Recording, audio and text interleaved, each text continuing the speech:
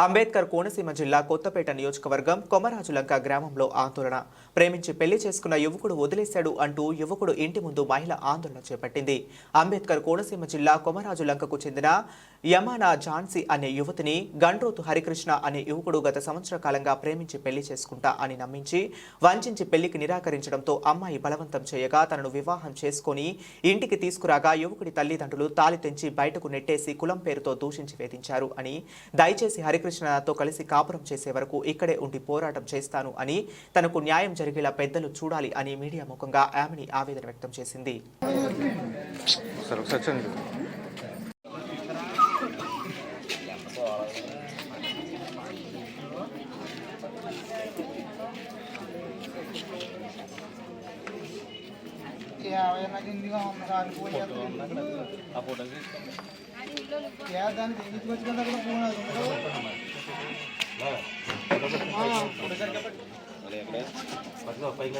సరే sir line లో ఉండండి.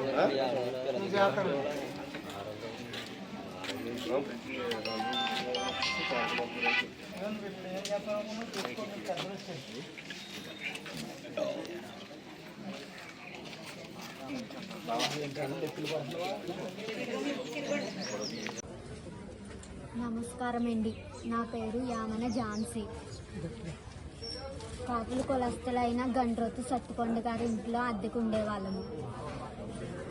ఓనర్ గారైన సత్తుపండు గారైన వాళ్ళ అబ్బాయి, 4వ అబ్బాయి నన్ను ప్రేమిస్తున్నానని చెప్పి నాకు మాయమాటలు చెప్పి ఉద్దేశపూర్వకంగా నన్ను బలవంతంగా శారీరకంగా కలిసి పెళ్లి చేసుకొని వాళ్ళ ఇంటికి తీసుకొచ్చి మెడలో తాళి తెంపేసి దుర్భషలాడుతూ నన్ను మెడతట్టి బయటికి గెంటేసి వెంకటలక్ష్మి గారు, గండ్రోతు వెంకటలక్ష్మి గారు, గండ్రోతు సత్తుపండు గారు, మా అత్తయ్య మామయ్య గారు, వీళ్ళిద్దరూ కలిపి దుర్భషలాడుతూ నన్ను బయటికి గెంటేశారు.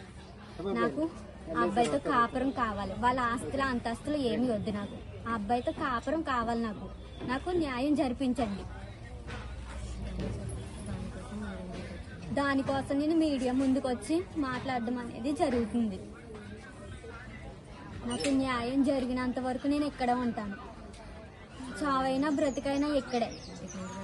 ఇక్కడి నుంచి బయటికి తీసుకెళ్తే నా శవం చూస్తారు.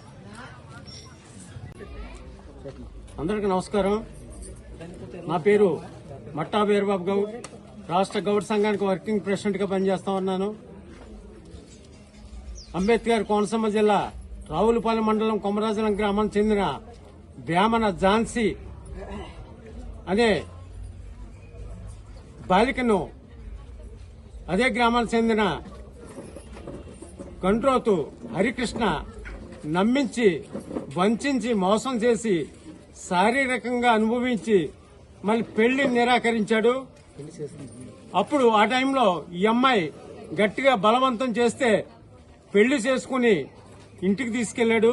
ఇంటికి తీసుకెళ్లిన తర్వాత వారి తల్లిదండ్రులైన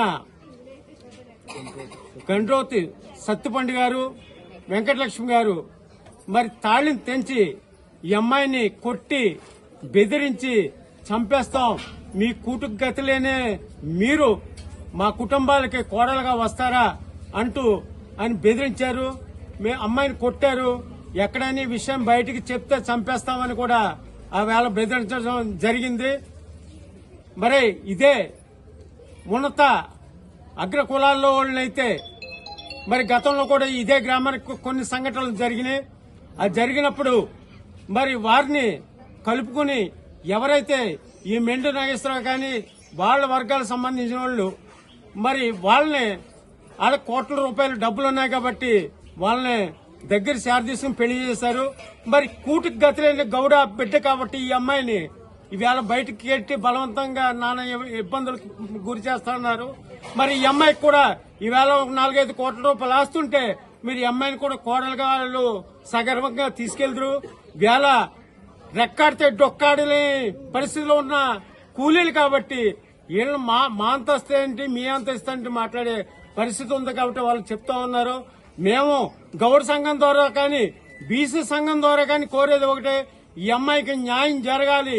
న్యాయం జరిగే వరకు ఎంత పోరాటానికి కూడా అయినా మేము సిద్ధంగా ఉన్నాం. రాష్ట్ర వ్యాప్తంగా కూడా ఈ అంశాన్ని మేము ఇతర జిల్లా కమిటీలు కూడా మాట్లాడి ప్రతి జిల్లాలో కూడా మరి ఆమర నిరాహార దీక్షలో న్యాయం జరగకపోతే చేయడానికి కూడా మేము సిద్ధంగా ఉన్నాం. మరి గౌరవ ముఖ్యమంత్రి చంద్రబాబు నాయుడు గారు కూడా లోకేష్ గారు కానీ, పవన్ కళ్యాణ్ గారు కానీ, హోమ్ మినిస్టర్ అనిత గారు కానీ కూడా వెంటనే స్పందించి మరి తగు చర్యలు తీసుకుని ఎడల మరి మా కార్యాచరణ చేయడానికి కూడా మేము రాష్ట్ర వ్యాప్తంగా ఉద్యమాన్ని ఉధృతం చేస్తామని కూడా ఈ సందర్భంగా తెలియజేస్తా ఉన్నాం. Thank you very much.